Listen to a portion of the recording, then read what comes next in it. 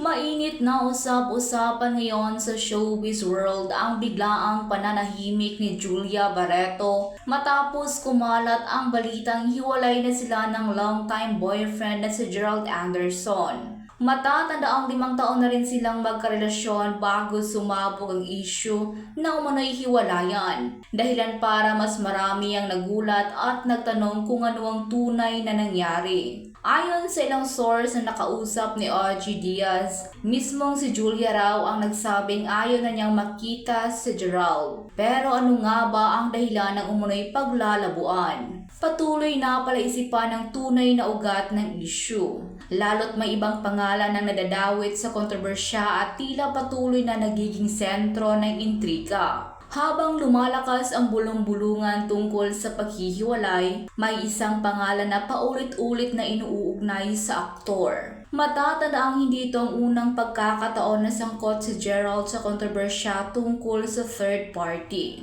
Kaya't hindi na nakapagtataka na mabilis umingay ang usapin. Sa social media, sunod-sunod ang komento ng fans at netizens. Karamihan ay naghahanap ng kasagutan kung sino nga ba ang bagong babaeng nasasangkot sa issue. May ilan pang mga fans sila ang nagsasabing hindi biro ang naging relasyon ni na Julia at Gerald. Kaya't masakit para sa kanila na mauwi lang ito sa matinding intriga. Sa kanyang vlog, ibinunyag ni OG na matagal nang kumakalat ang chismis na may espesyal na koneksyon sa Gerald sa isang kilalang personalidad sa larangan ng sports. Ang naturang babae ayon sa mga kumakalat na kwento ay matagal nang nakikita na kasama ng aktor at madalas pang pinag-uusapan sa likod ng kamera ng mga tagahanga at insiders. Mas lalo pang nagiging intriga ang usapin dahil wala ni isa sa kanila ang naglalabas ng malinaw na paliwanag. Dito na pumasok ang revelasyon mula mismo sa veteranang aktres na si Claudine Barreto,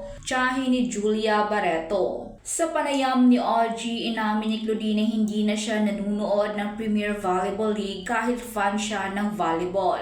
Nang tanungin kung bakit, simple lang ang sagot niya.